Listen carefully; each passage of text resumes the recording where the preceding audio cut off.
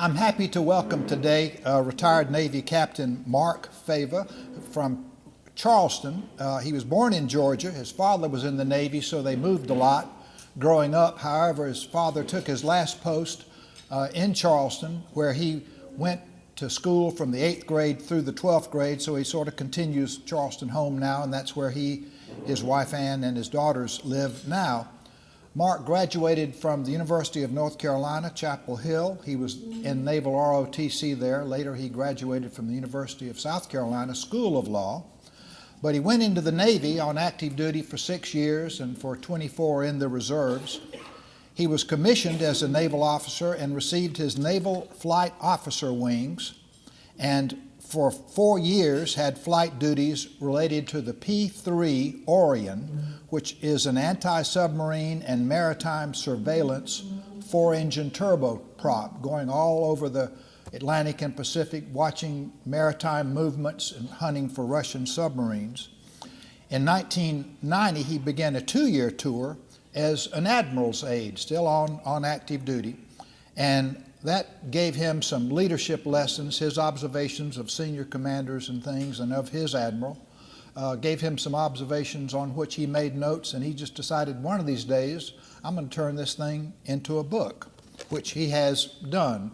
I got an advance copy of it from him and have looked at it, and it is very readable, full of stories and lessons that come from it. You may know Admiral McRaven, the admiral that wrote the book, based on his University of Texas graduation speech. The first one was called Make Your Bed, and the second one was called Bullfrog, but they're short, very readable, full of good stuff. That's what this book is, so you'll want a copy of it. He, after active duty with the Admiral, moved over to the Navy Reserves and served another 24 years, performed duties more numerous than I could mention without taking all of his time. He did, over his career, accumulate 3,000 hours in the P-3 Orion, flying around the world. He's the recipient of much recognition for his time in the Navy. He received the Legion of Merit Award from the Navy 3 times, the Meritorious Service Medal from the Navy Commendation Medal, and 2 Navy Achievement Medals. And this is his first book, and it's hot off the presses. It was released in January of this year.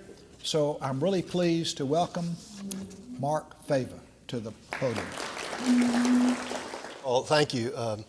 It's just quite an honor and a privilege to be here. I've been, for the past 14 years, a lawyer for the world's largest aerospace company, and you can only imagine some of the questions in the audiences I've been in front of. The good news is that the audience today is one that I would gauge to be relatively friendly, so thank you. Usually the questions I get, I can't answer them, and when the people ask those questions, they know I can't answer them, but I am happy to answer any questions you have about my book. So. Big thanks to my fraternity brother, Eric Engelbart, who again is probably one of the best lawyers in Greenville. Known him for years, and when he saw the book came out, he said, hey, I know exactly where you need to be. Got me in touch with Bob, who then got me in touch with the Navy League. Had a wonderful dinner last night with Rob. And the wonderful thing about the upstate and the low country is that good old Southern hospitality. My daughter is a junior here at Furman University, so I don't miss too many opportunities to come up here.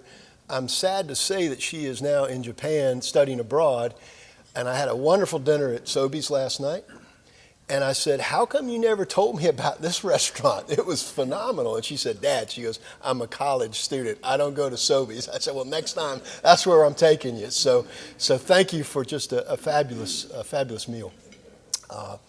Look, I started in Chapel Hill in 1985, commissioned at the Old Well, Mother's Day, the day before or after graduation. Dad was a Navy captain.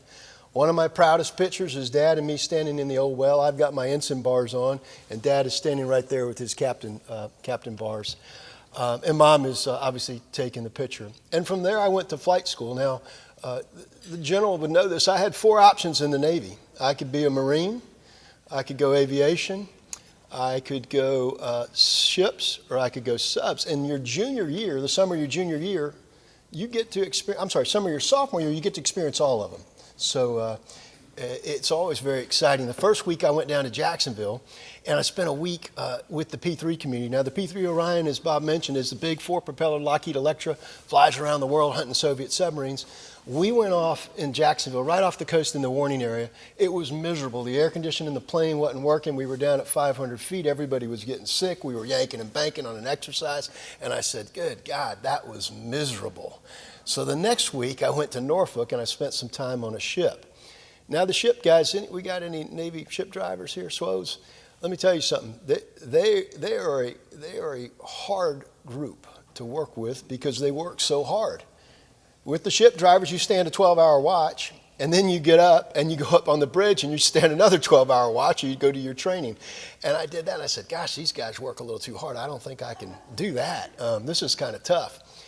Next, I went to Charleston, and I got to go on a nuclear submarine. How cool is that, right?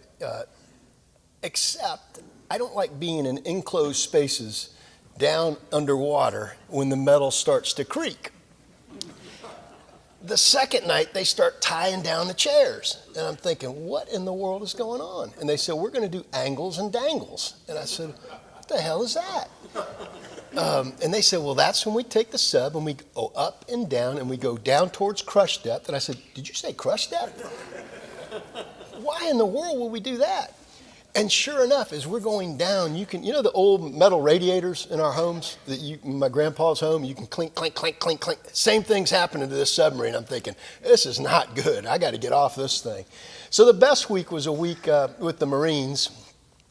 The very first week with the Marines, when we were marching around, getting yelled at, getting issued our gear, I threw my helmet on. Actually, it was the gunny. I put his helmet on, his Alice pack on, doing this, doing that. And he says, what the hell do you think this is? And I'm like, there was a guy from the Citadel standing right next to me. He sailed. His name was James Bond. He was always the class clown. He'd been with me for 4 weeks. And I said, uh-oh, James is in trouble. It wasn't James. The gunny comes right up to me in my face, and he says, do you think this is the damn German army? He goes, from now on, your name's going to be Rommel. I had put my helmet on backwards in a haste, and it was swooped down in the back. So the rest of the week, I was Rommel. All the way to the end of the week when we attacked Mount Suribachi in an amphibious assault. We go out in an Amtrak, as soon as we hit the beach, all Hades starts, stuff is blowing up, and he had given me the smoke grenade, and he said, now Rommel, he says, when we hit the beach, you're going to throw the smoke for smoke cover. He said, but the first thing you do is you check which way the wind is blowing, because you don't want to throw it into the wind, you want to throw it the other way. So we get in the Amtrak and everybody's hot. We got all these weapons locked and loaded. We hit the beach, it opens up, everything starts exploding, machine gun starts going off. None of it's live ammunition, but your adrenaline is going pretty hard. And the gunny's yelling, go, go, go, go, go. And then he says, Rommel, smoke, smoke, smoke. So in a haste of fury, I pull the grenade off, throw it as fast as I can right into the wind, and all the smoke is coming right back in our faces. And I can hear him say a couple of cuss words, and he said, I knew you'd mess this up, Rommel. So at the end of those 4 weeks, I decided it was time that P-3 didn't look that bad after all. And that's where I ended up for, 3,000 hours in a wonderful time during the Cold War, right? A crew of 12. At the time, it was all gentlemen. Females weren't allowed in aviation back then. Just amazing how far we've come. And going places like, I don't want to tell you where my first deployment was. I check into the squadron in Jacksonville, Florida, and they say, your first deployment is coming up in a couple of months. I said, well, I'm thinking, where's it going to be? Where? Bermuda. I was like, are you kidding me? We're going to Bermuda? I said, I can't tell people I'm going to Bermuda. But remember, back then, that's where the submarines were, right? They were off the Atlantic. So we had a squadron, 6-month deployment in Bermuda, tracking the submarines there.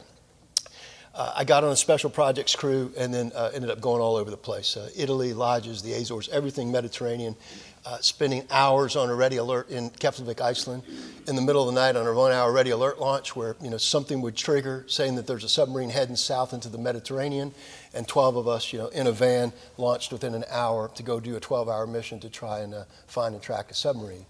I did that for 3 years and was the legal officer in the squadron and decided I sort of enjoyed this legal stuff. I was a poli-sci major. And then I thought, well, you know what? maybe I'll just stay in Jacksonville because there was an opportunity to stay there and become a naval flight officer instructor. Now, I was a backseat guy. Started out as a navigator, moved over to be weapons and tactical aircraft commander and mission commander, but I could go to the training squadron right there, and it would be a pretty good gig. I love Jacksonville. I love the sun. I love Charleston. I love the South. And a buddy of mine, the JAG, who was on the Admiral staff in Brunswick, Maine, who had been overseeing my work as a legal officer, said, "Hey, Fava," he says, "why don't you come be the Admiral's aide?" And I said, "I don't want to." I said, "Where'd that be?" He said, "Brunswick." I said, "I'm not going to Brunswick, too cold." And it was one of the 2 times in my life where I said, "I'm not going there," and I went. So I went to Brunswick. The other time was when I went to Atlanta 41 days before 9/11 as Delta Airlines Chief Operations Officer. I said, "I'm not going to Atlanta." I went, and 9/11 happened. But back to Brunswick. I spent 18 months or so as the aide for this admiral, and he was a phenomenal person. He was a P-3 pilot. And I figured out so much of what I learned with him, either through mistakes or successes, how he treated people, how he talked to people, I was still using 30 years later. I was still doing the same things. The traits we all pick up in the military that transfer so well to the civilian world, they worked with me as a law firm partner. They worked with me in the reserves when I became the commanding officer of my squadron. They worked with me when I became a captain in the Navy Reserve. And they worked in the corporate world. So in the middle of the pandemic, I had taken some notes. I pulled out some about 10 or 12 pages of crumpled yellow paper, and I decided it was time to write the book. And that's really what the book is about. It's called Lessons from the Admiral because it was what I learned from him and in the job. It took me about 2 years to write. Really 2 perspectives in the book. If you read the intro, you'll see it's kind of gauged to our young people who aspire to be leaders, right? Here's what I think you need to do. It's the lectures and the stories that I've told my daughters that they say, "Enough, Dad, we've heard them enough." They all have a signed book. I'm not too sure if any one of them has read it yet because they've heard the stories. One of them in Japan, I told the table, did listen to it on Audible the other day and told me it was good. And I said, "Well, that's good." So you got 3 hours and 39 minutes of my voiceover in Japan, so that warmed my heart a little bit. And spent my money to do that, by the way. I've got 19 chapters in here, and really each chapter ends with, sort of what I learned. Here's how I applied this in daily life. And it goes from the very initial consultation that the Admiral set me down with within the first 2 weeks. Now, mind you, I was his third aide. He had fired his first aide, so I knew that. The second aide was a former Army sergeant that commissioned into the Navy. So he was locked and loaded. His name was Clyde Porter. Never will forget him to this day. He was on turnover. He was about as squared away as you could be. So I was aide number 3. I don't mention the Admiral's name anywhere in the book. Matter of fact, the cover is, that's his sleeve. And that's the Admiral that I envisioned him sitting down at his desk, giving me what I called the initial guidance the first couple weeks I was on the job. And people say, "Well, who is the Admiral? How come you don't mention his name?" I said, "Well, 2 things. One, I thought if I mentioned his name as a lawyer, I knew I would have to what? Probably ask permission, right? I wasn't going to write about somebody without asking permission and then getting him or her to review it. I also knew that the publisher said, "Hey, it's your story," and I didn't want the boss to come back to me even 30 years later and say, "I don't want that story in there, and I don't want you saying this." Now, there's nothing in here that's an embarrassment to him. And his family. Matter of fact, they all have the book and they support it wholeheartedly. I went up Tuesday or Wednesday before Thanksgiving. He's still alive in Norfolk, Virginia, and went up there and gave him a copy of the book. And I'm pleased to say that both he and his family have it, and his daughter, who's actually a Presbyterian minister, asked for additional copies because she said, "I want his kids to know, what their grandfather was all about." So she got 5 more copies. So the vision of the book is not only to help aspiring leaders, but also about legacy leadership, right? Are you or someone else, and I challenge people in the room when I speak, are you or someone else going to be that person that 30 years later someone thinks so highly about, they're going to write a book about? Or are you going to be that person that they just think so lowly about they don't ever want to think about them again, right? Good leadership versus bad leadership. And I like to think that I learned from bad leaders just as much as I learned from the good leaders, because that's how I learned leadership. I'd love to read just a couple of couple of passages, and then we can obviously take some questions. But I'll tell you how it all started. This was the initial guidance, and this is my vision for the cover. And this is him the second week on the job. My relief had left, so I'm flying solo now, right? He's gone. Clyde's out of the way. I'm by myself. The Admiral calls me into his office. And this is how it goes. He says, and this is me, I sat in one of the high-backed black leather chairs in front of his desk. After some small talk, the Admiral's tone changed. Let's discuss this job and my expectations, he said. You are going to do a lot of things and see a lot of things as my aide. Many are going to be great, and some are going to be, well, not so great. Many tasks will be well above your pay grade, and others will be well below your pay grade. I need you to perform exceptionally well, whether you're completing a great task or a not so great task. You understand that, Lieutenant? Yes, sir, I understand. As I look back, that was part of what I now call the initial guidance. At that time, I had no idea what I would do or see, but I knew the correct answer was an affirmative one. He continued, be on time. I like to be on time, so let's never be late. You understand that? Yes, sir, I responded. Confidentiality matters. In this job as the loop, you are an extension of my eyes and my ears, he said. You go with me wherever I go. You see and hear what I see, and you remember it.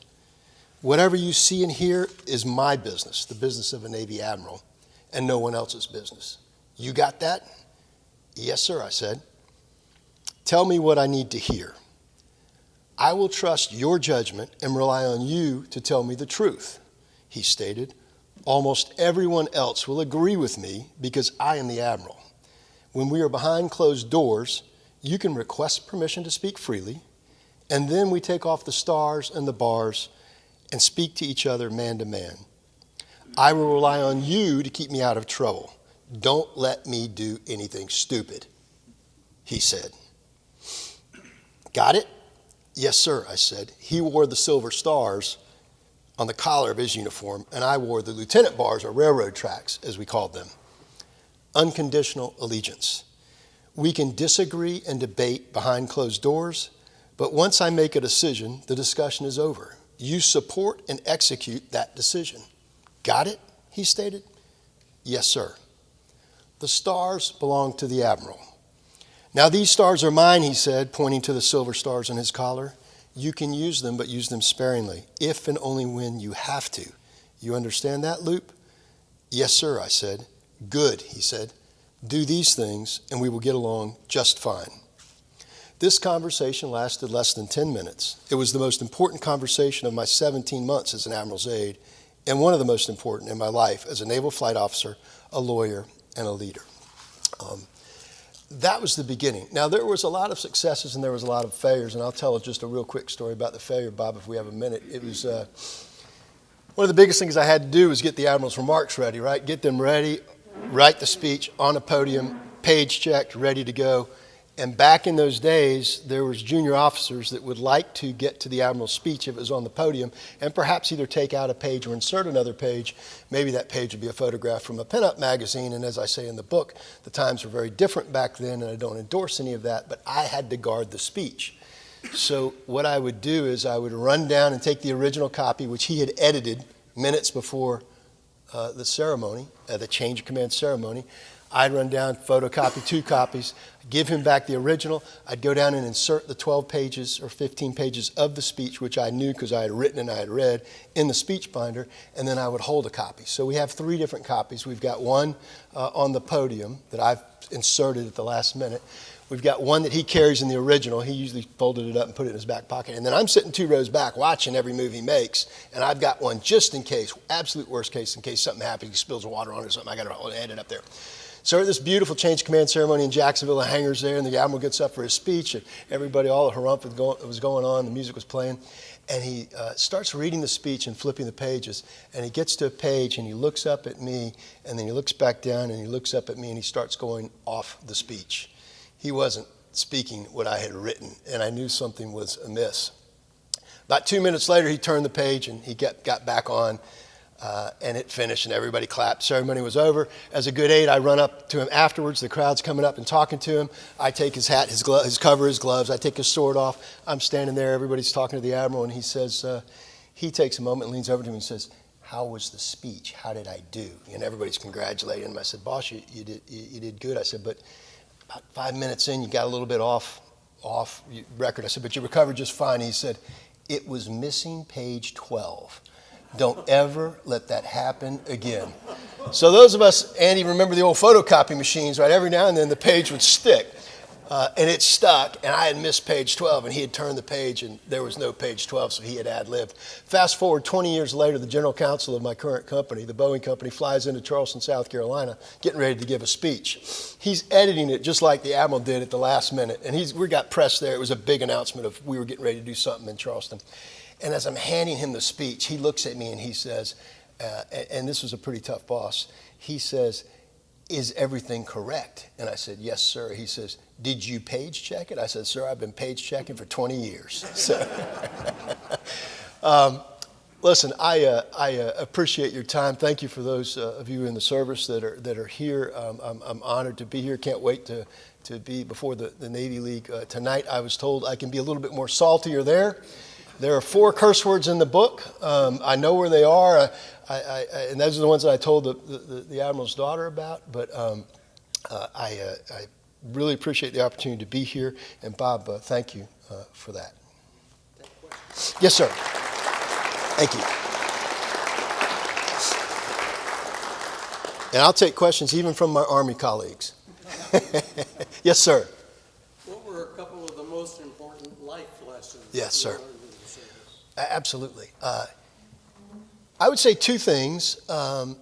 He always said thank you. So at the end of the day, it could be the worst day. It could be the day I got the car stuck. Not a good day. When he said, "You got lucky today. Better be lucky than good." And then he looked at me and said, "I'm not going to fire you," because I knew I'm sweating. I knew he'd fired the first aide. But he always said thank you. I one time showed up at his house, and I got his sword, I got his rollerboard, I got this. And then his wife was going on this trip with us, and he holds me a fur, and it's got a plastic cover on it. He goes, "This is Janie's fur. It's more important than my sword. You are the keeper of the fur." Now, that's one of the curse words, because I say in my head, I'm thinking, you got to be you-know-what in me. But I remembered what he had told me in the initial guidance, right? Some things are going to be above, some things are going to be below. You got to do all equally well. Now, I've shared the book with a 3-star who's currently on active duty, and she says, "Mark, it's not like that anymore." And I said, "I know that, but that's not the point. The point was when we brought Janie's fur back 2 days later at 9 o'clock at night in the snow at Brunswick, Maine, and we handed it to her. He looks at me and she looks at me and says, 'Thank you, job well done.'" That was my mission, right? So that would be the first thing. The second thing is when I went in and told him I was getting out of the Navy to go to law school. Back then, when an aide told their boss they were leaving the Navy, you usually got relieved. I mean, some of my colleagues said, you can expect the next day you're no longer going to be an aide. We wore the aiguillette loop. He said, "You're probably going to be pretty much replaced," because many people consider that to be a poor reflection on the Admiral's retention ability. So he got orders to go to Norfolk, Virginia, to go be the head of the base in Norfolk. And he says, "I just got orders to Norfolk." He goes, "I'd like you to go with me." And I'm thinking, oh my gosh, I'd already been looking at law schools. I was applying to law schools. He goes, "You can sleep on it." Came back the next morning and said, "What are you going to do?" I said, "Can I talk to you?" And he looked at me and said, "Sure." And so we went. I sat in the same black high back chair, and I said, "Boss, I think I want to go to law school." And he has his cheaters on. He looks up at me and says, "You mean get out of the Navy?" And I said, "Yes, sir." And he said, "Well," I said, "Not really." I said, "I'm going to transfer into the Navy Reserve." And he said, "Have you made up your mind?" I said, "Yes, sir." "Can I change it?" I said, "No, sir." Then he looks at me and says, "What can I do to help you?" Right? That's leadership. So I would say taking care of your people and always saying thank you are the 2 things that I've tried to do throughout my legal career and when I was in the military myself. Nice. Thank you. Yes, sir. Thank you for the question. Yes, sir. Rob. What did he serve? What was his career? Yeah, Dad was a supply officer. So the neat thing about Dad, he was also an ROTC graduate. He went to Ole Miss where he met my mother. And he got into submarine supply. So Dad was a specialist at supplying mostly our ballistic missile submarines around the world with parts and components. And that's where we were stationed. And when he retired, he gave me his sword.